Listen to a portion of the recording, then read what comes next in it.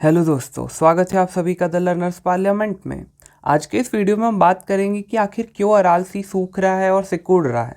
इसके अराउंड कौन कौन से देश हैं, उन्हें हम कैसे याद रख सकते हैं और इससे रिलेटेड क्या क्वेश्चन है जो कि यूपीएससी ने पूछे एग्जाम में।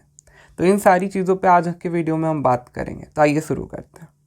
सबसे पहले बात तो यह आती है कि आखिर साहब ये अराल सी है कहाँ। तो अराल सी आपको मध्य एशिया में देखने को मिलेगा। कहाँ देखने को मिलेगा? मध्य एशिया। मध्य एशिया में 5 देश आते हैं। कौन कौन से? कजाकिस्तान, किर्गिस्तान, तजाकिस्तान, उज्बेकिस्तान और तुर्कमेनिस्तान।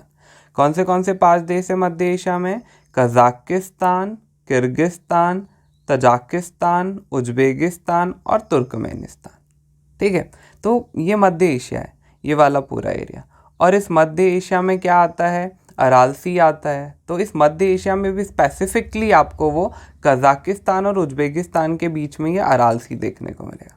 कहाँ देखने को मिलेगा? कजाकिस्तान और उज्बेकिस्तान के बीच में अराल सी देखने को मिलेगा।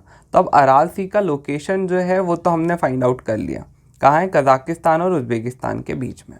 ठीक है, बात एक चीज़ ये है कि अब भाई लोकेशन पता है इन दो कंट्री के बीच में आता है। अब बात ये आती है कि याद कैसे रखें। ऐसे तो देखो दो ही कंट्री है, उज्बेकिस्तान और कजाकिस्तान, तो इजीली याद रह जाएगा। पर तब भी कुछ स्टोरी बनाना है तो स्टोरी बनाते हैं। स्टोरी क्या है कि एक अरल नाम का लड़का है ना, और वो यूके गया है स्टडीज़ के लिए, पढ़ने के लिए। वो कहाँ गया है? यूके गया है, अरल।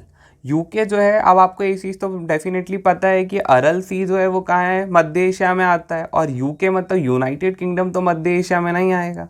मतलब यूके का जो वर्ड है उससे कुछ ना कुछ क्या हो रहा होगा, लेटर से कुछ कंट्री के नाम निकल रहे होंगे। ठीक है, तो अरल कहाँ पढ़ने गया? यूके पढ़ने गया। यूके, ये जो वर्ड है इसमें क्या है? 2 लेटर है, यू और के। यू फॉर उज्बेकिस्तान, के फॉर कजाकिस्तान। तो अरल यूके पढ़ने गया, अरल से अरल सी, और यूके से यू से उज्बेकिस्तान, के से कजाकिस्तान। यू से उज्बेकिस्तान, के से कजाकिस्तान। याद रहेगा? ठीक है, तो ये तो स्टोरी हो गई, अब ये याद भी रह जाएगा। अब आगे चलते हैं।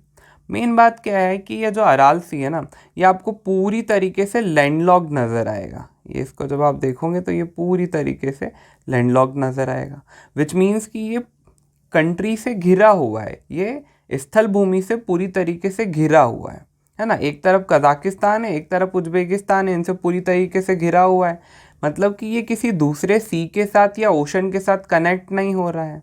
और ज्योग्राफी में ऐसी कोई भी वाटर बॉडी जो कि पूरी तरीके से लैंडलॉक्ड हो, स्थलबद्ध हो, उसको सी तो कहते ही नहीं, उसको वो लेक कहते हैं। मतलब कि अरल सी क्या है? अरल सी एक प्रकार का झील है, लेक है। ऐसे ही जो थे और हमने देखे थे कैस्पियन सी, वो भी पूरी तरीके से लैंडलॉक्ड था, तो उसको भी लेक कहा जा रहा था। उसको तो वर्ल्ड की लार्जेस्ट लेक कहते हैं, है ना। डेड सी देखा था हमने, डेड सी जॉर्डन और इसराइल के बीच में था, वो भी पूरी तरीके से लैंडलॉक्ड था, तो उसको भी लेक कहा जा रहा था। वैसे ही अरल सी जो है ये भी पूरी तरीके से लैंडलॉक्ड है, जिस कारण इसको लेक कहा जा रहा है। और इसका वाटर जो है वो कैसा है? फ्रेश वाटर है, ये सॉल्ट वाटर है? तो सॉल्ट वाटर है, इस कारण इसको साल्ट वाटर लेक कहते हैं। ठीक है, तो अराल सी क्या है? एक प्रकार की साल्ट वाटर लेक है, पहली बात। दूसरी बात यह आती है कि भाई आखिर ये अरल सी का नाम अरल सी क्यों पड़ा, कैसे पड़ा? तो ऐसा कहा जाता है कि 1960 से पहले ये जो अराल सी था ना, वो वर्ल्ड का 4th लार्जेस्ट सी हुआ करता था। मतलब अरल सी एक टाइम बहुत बड़ा सी था, ये विश्व का 4था सबसे बड़ा सागर था। और इस सागर में कई सारे आइसलैंड्स थे, कई सारे द्वीप थे। अराउंड 1534 आइसलैंड्स थे यहाँ पर। और टर्किश लैंग्वेज जो है, टर्किश लैंग्वेज में आइसलैंड को अरल कहते हैं, तो इस कारण इसका नाम अरल सी पड़ा। तो अरल सी को अरल सी क्यों कहते हैं? क्योंकि अरल मतलब आइसलैंड होता है, और इस सी के अंदर बहुत सारे आइसलैंड्स थे एक टाइम। और ये सी एक टाइम वर्ल्ड का 4th लार्जेस्ट सी हुआ करता था, तो ऐसे इसका नाम पड़ा था अरल सी। लेकिन अब हुआ क्या, 1960s के बाद से ये अरल सी जो है वो ड्राई होने लगा, वो सूखने लगा। और आज कंडीशन उसकी कुछ ऐसी हो चुकी है ना। आज तो और ज़्यादा सूख चुका है। तो मतलब ये जो वाइट वाला पोर्शन आपको नज़र आ रहा है, ये सूखा हुआ क्षेत्र है, और ये जो डार्क ब्लू कलर आपको दिख रहा है, बस इतने ही पैचेस में वाटर रह गया है। तो अराल सी की आज प्रेजेंट कंडीशन कुछ इस तरह से है कि इसका 75% से ज़्यादा हिस्सा ड्राई हो चुका है।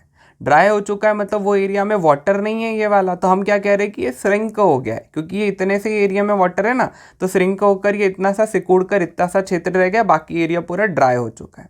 इससे क्या हो रहा है कि इसका सैलिनिटी जो है, इसकी जो लवणता है वो भी बढ़ गई है ना।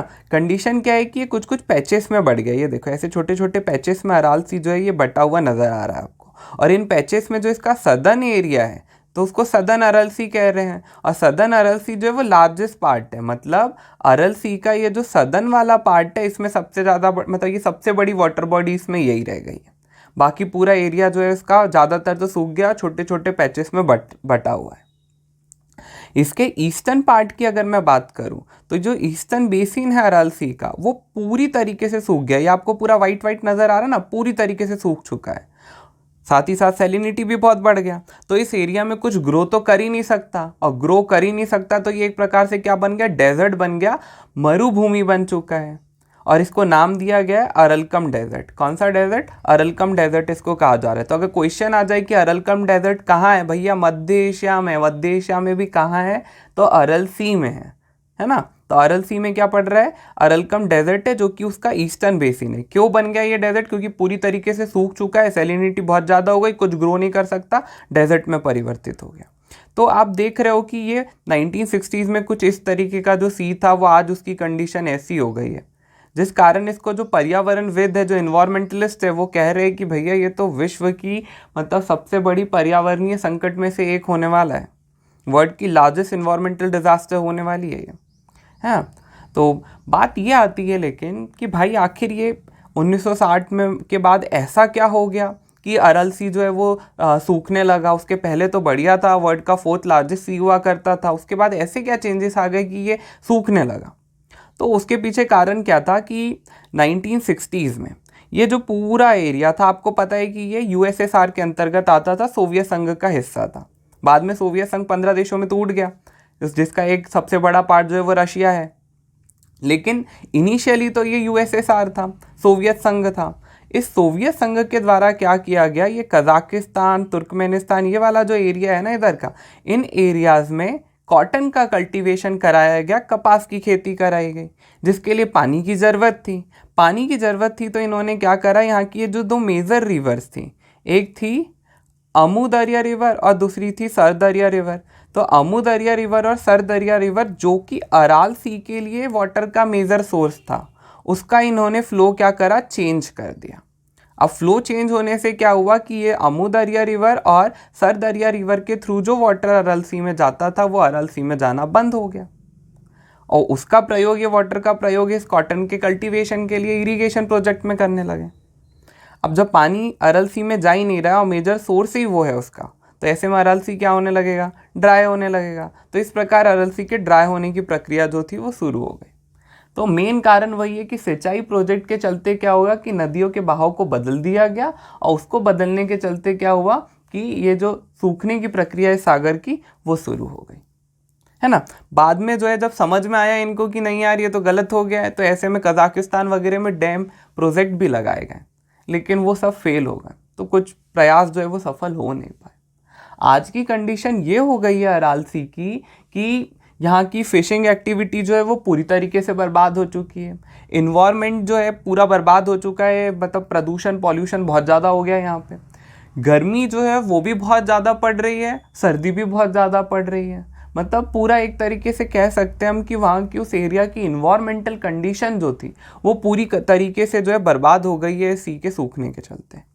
तो ये सारी बातें थी जो अराल सी के बारे में हमें जानना जरूरी था। अब 2018 के यूपीएससी में एक इससे क्वेश्चन पूछा गया था कि निम्नलिखित में से कौन सा या कौन से मानव क्रियाकलापों के कारण हाल में बहुत अधिक संकुचित हो गया है या सूख गया है। तो कौन सी वो बॉडी है जो कि मानव क्रियाकलापों के कारण क्या हो गई है, सूख गई है या संकुचित हो गई है। ऑप्शन था अराल सी, काला सागर, बैकाल झील, और फिर था कि कौन सा वाला सही है वो चुनना था। देखो पिछले वीडियो में हम जो है बात कर चुके हैं काला सागर के बारे में, और देख चुके कि काला सागर के साथ ऐसी कोई भी प्रॉब्लम नहीं हो रही, वो तो बढ़िया जैसा का वैसा है। तो काला सागर तो ऑप्शन में आना ही नहीं चाहिए, वो कहीं सूख वूख नहीं रहा है, कहीं सिकुड़ नहीं रहा है।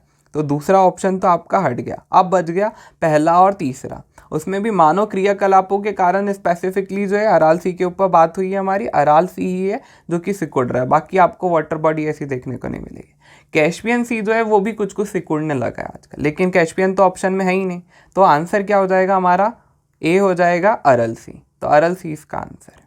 ठीक है, आई होप कि आपको लेसन्स पसंद आ रहे होंगे। अगर आपको ये वीडियोस पसंद आ रहे हैं तो इन्हें लाइक कीजिए। इसी प्रकार के वीडियोस के लिए द लर्नर्स पार्लियामेंट को सब्सक्राइब कीजिए। Thanks for watching, have a nice day.